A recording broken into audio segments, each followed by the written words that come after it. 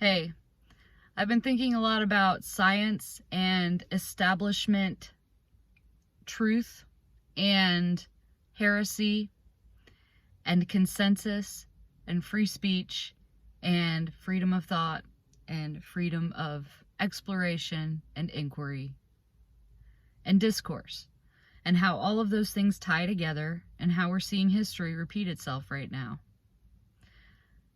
I guess I should explain.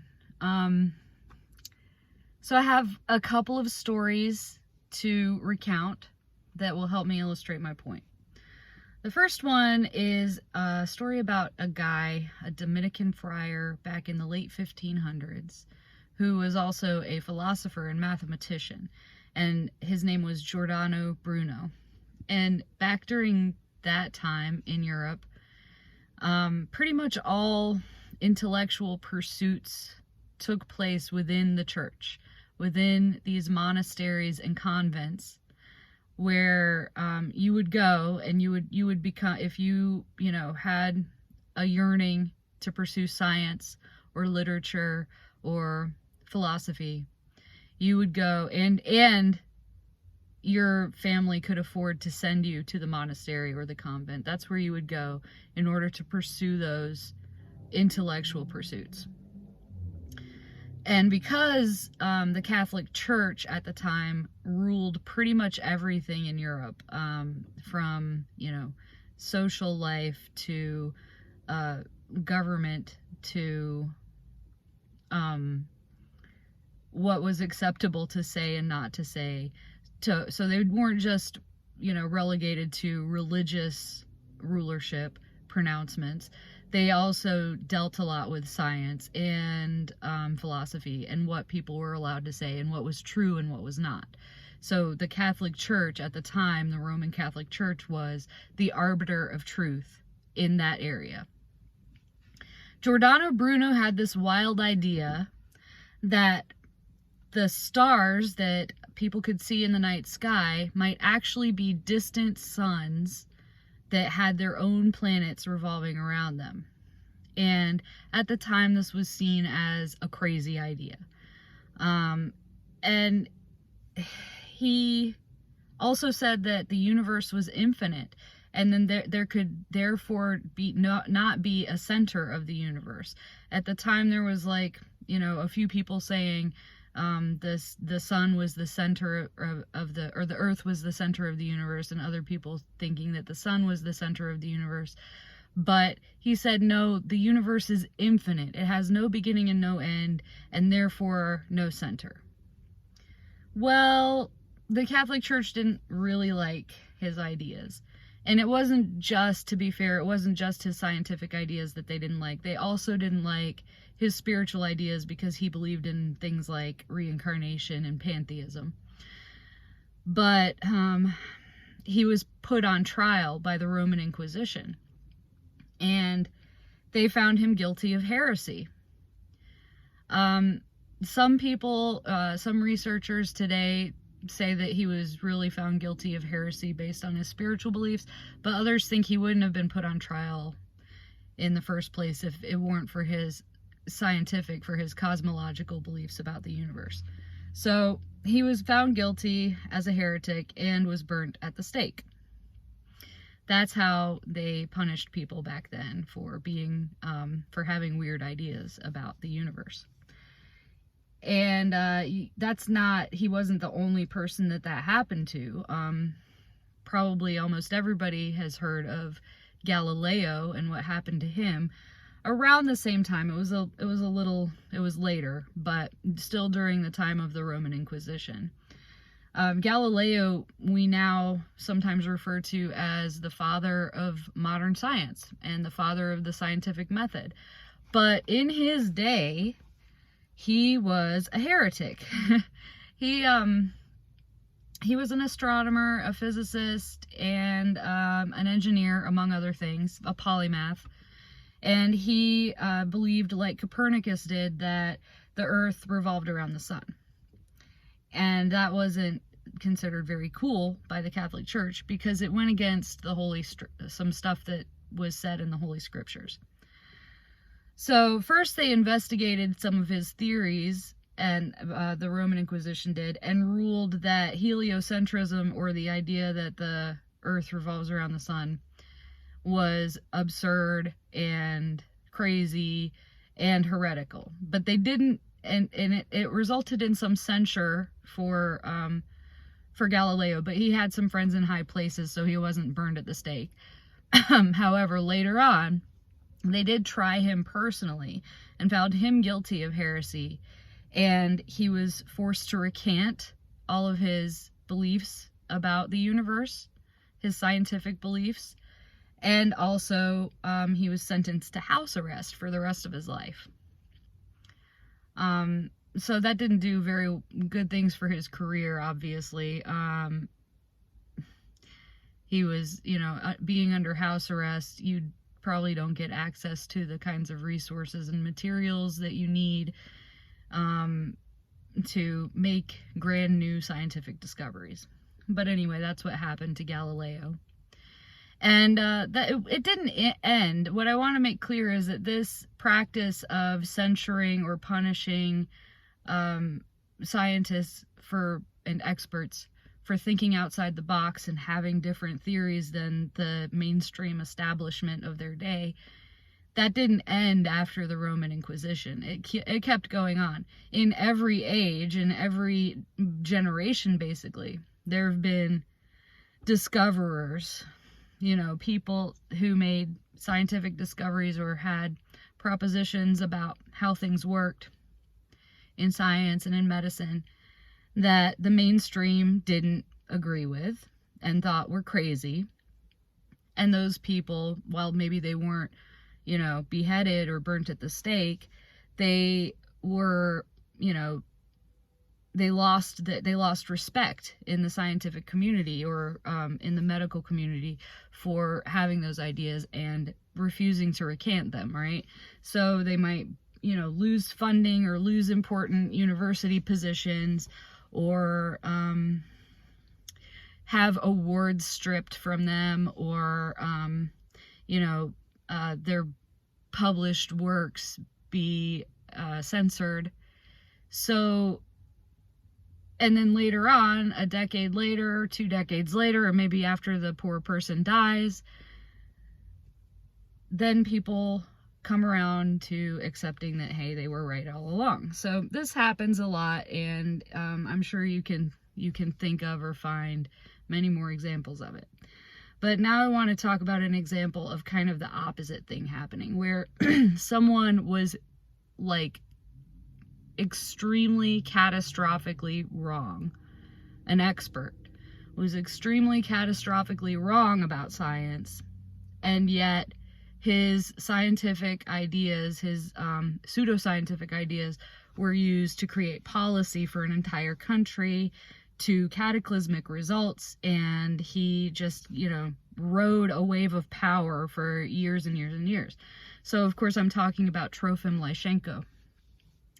Lysenko was a biologist and agronomist in the Soviet Union.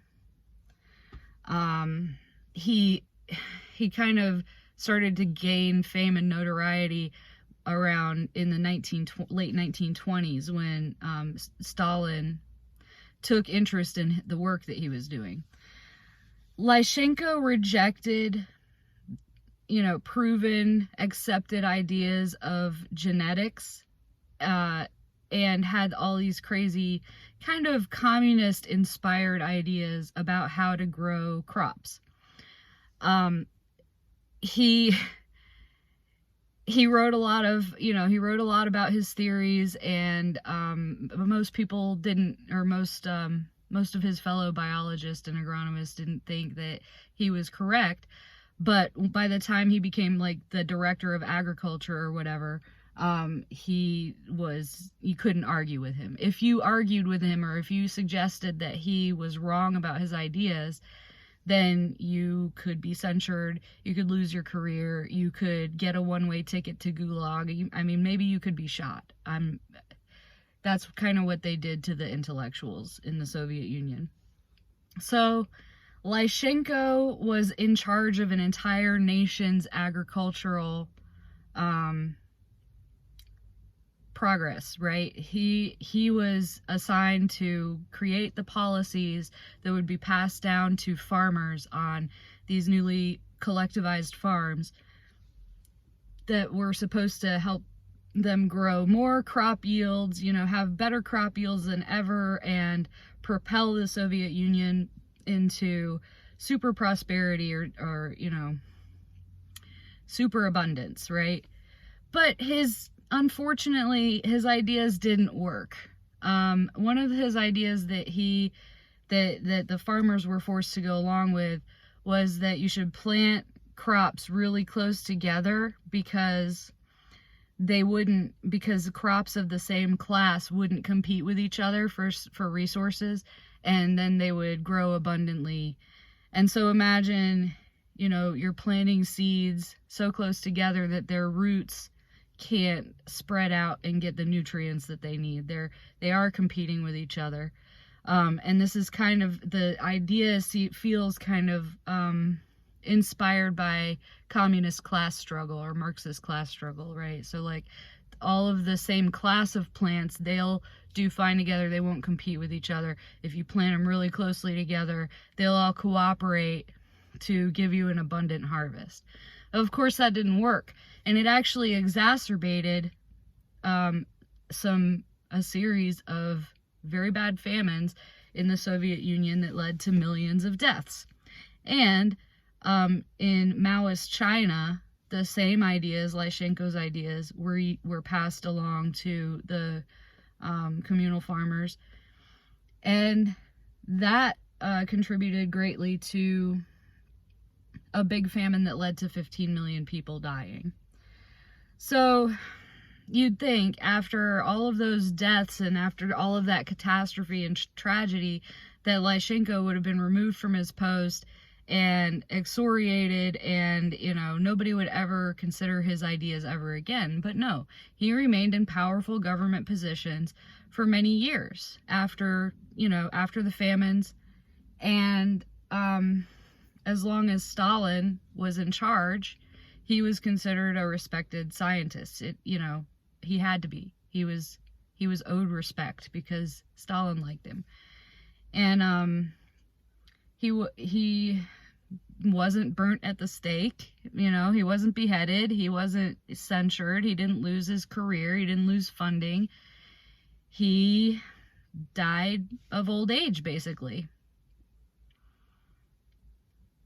So this is what happens. These 3 stories are about what happens when free thought is denied to people within a field of expertise, or when free speech is denied, or freedom of discourse, or freedom to pursue different and maybe unconventional avenues of inquiry.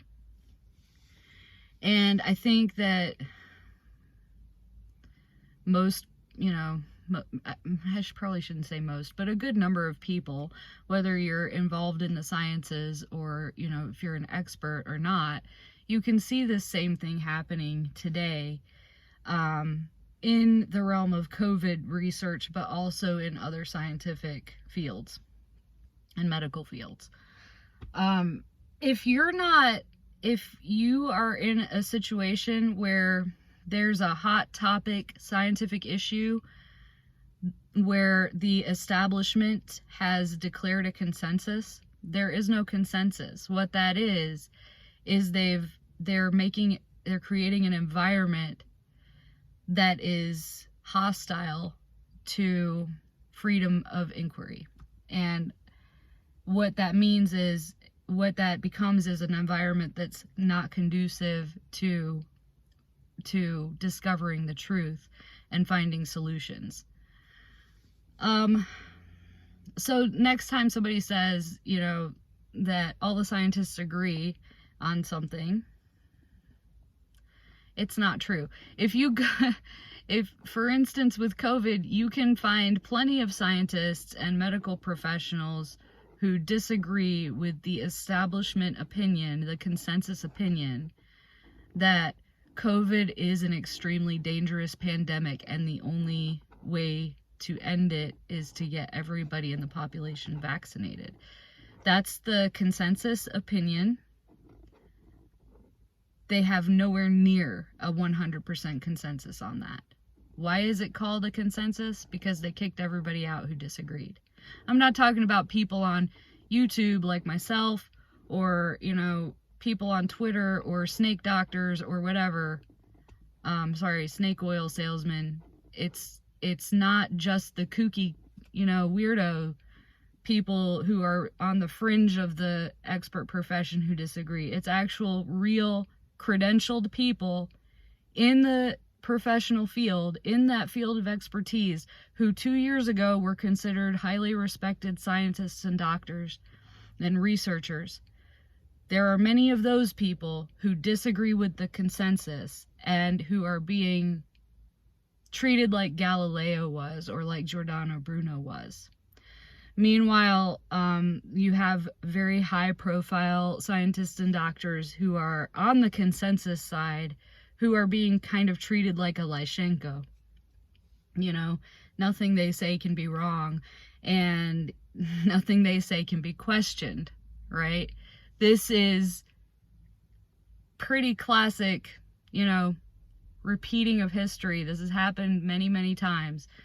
And this is our chance, this is our opportunity to say, hey, that seems familiar. I'm not going to go along with it. I'm going to remain skeptical.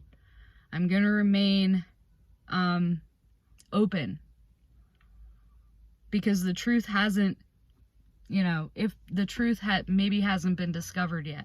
And if we limit what people can think about, not just, regular people, but people within the profession, also regular people. If we limit what people can think about and what people can speak about and what people can discuss, we are necessarily limiting our paths out of this quagmire, right?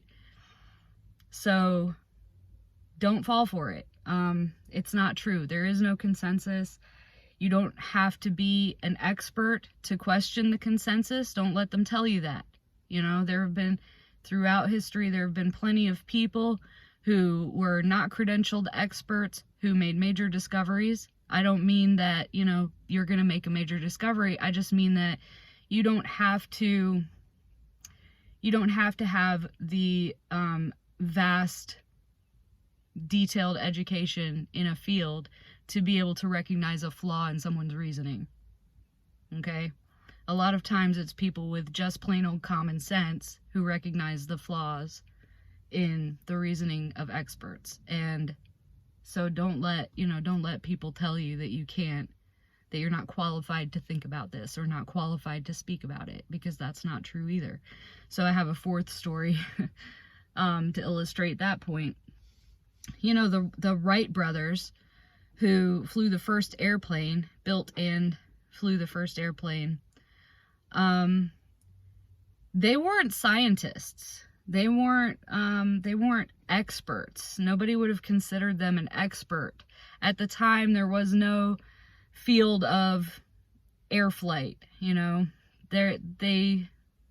was new, and they had this idea and this dream that they were going to build a flying machine, and they worked on it, and they had many failed attempts until they finally achieved success. But at the time, the scientists, the experts, most of them had a consensus that flying machines were not possible. It was impossible for humans to achieve air flight in anything other than a hot air balloon. That was the consensus among scientists. And even after the Wright brothers achieved their first flight, many of the scientists still said, oh, this must be, a hoax of some kind. This isn't real. They didn't fly a machine. That's impossible. But they did. And we now know that they did, because anybody can get on a Boeing, whatever they're called, an airplane, and go up in the sky and see that people can fly in machines. So, yeah. You don't have to be an expert to detect critical thinking flaws. You don't have to be an expert to detect flaws in reasoning of scientists. And often the experts are wrong. The experts may know a lot about their field of study, but they don't know everything about everything. And often when you know so much, you can get entrenched in these paths that limit your curiosity and limit your ability to see the flaws in your own body, in your own thinking. So I guess that's about all I have to say about that. I want to encourage people to not fall for the trap that there's a scientific consensus in anything that, is a hot topic issue today. If there were an actual consensus, then there wouldn't be so much debate about it in the mainstream. And that you should question. Everybody should question. And this climate of like not allowing people to question, or saying that people are wrong to have questions, or that they should just trust the science or trust the experts. That is the kind of thinking that leads to things like the Roman Inquisition. That is the kind of thinking that leads to things like Soviet famines that kill millions of people. So don't fall for it. Peace out.